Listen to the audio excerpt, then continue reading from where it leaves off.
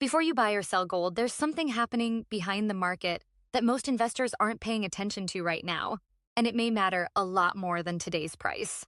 If you enjoy deep market analysis like this, make sure to follow the channel and leave a comment below. Because Luna always loves hearing different perspectives from people who watch the market closely. Now let's talk about what Luna is seeing. One thing that stands out right now is that many investors are becoming obsessed with short-term price moves, while some of the biggest players in the world are focused on something completely different. Every time gold drops, people start asking if the rally is over. Every time gold rises, people suddenly believe it can only go higher.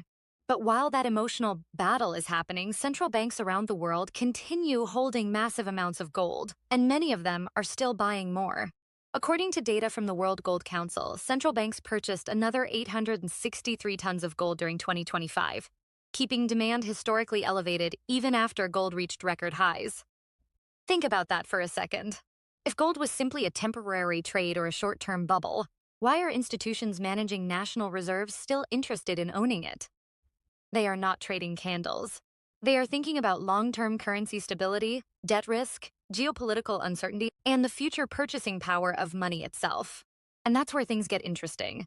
Because when Luna looks at the global picture, the real story isn't gold.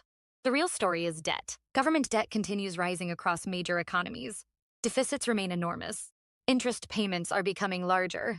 And despite all the discussions about controlling spending, the overall direction still points toward more borrowing. Ray Dalio has warned for years that excessive debt eventually forces difficult choices, whether through inflation, money printing, currency devaluation, or financial repression. You don't need to agree with every prediction he makes, but the concern itself is very real. Now combine that with something else. After years of money leaving gold ETFs, investors have started coming back. Global gold ETF holdings increased by roughly 801 tons during 2025, one of the strongest years ever recorded for ETF inflows. That tells Luna something important. Demand is no longer coming from only one side of the market. Central banks are buying, investors are returning, physical demand remains strong in many parts of Asia, and geopolitical uncertainty has not disappeared. In fact, if anything, many governments are becoming more cautious about relying too heavily on a single reserve currency system. That's one reason gold keeps showing up in conversations about diversification and financial protection. Another thing most people miss is that gold often moves before the headlines fully explain why. Markets don't wait for certainty. Markets move when expectations begin changing. By the time the average person feels comfortable buying gold, the market has often already made a large move. And the same thing happens on the downside. During corrections, fear becomes louder than logic. People start focusing on daily volatility instead of asking whether the long-term drivers have actually changed. That's why Luna always says there are two completely different games being played in gold. One is the daily game. The other is the long-term game. The daily game is driven by headlines, emotions, and short-term positioning.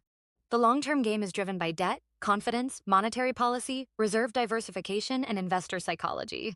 Most people spend all their time watching the first game and almost none understanding the second. So, before buying gold, before selling gold, before reacting emotionally to the next move, maybe the better question isn't where gold will be next week. Maybe the better question is whether the reasons people own gold today are becoming stronger or weaker. Because that's the question some of the largest institutions in the world are asking right now. And that's what Luna is watching.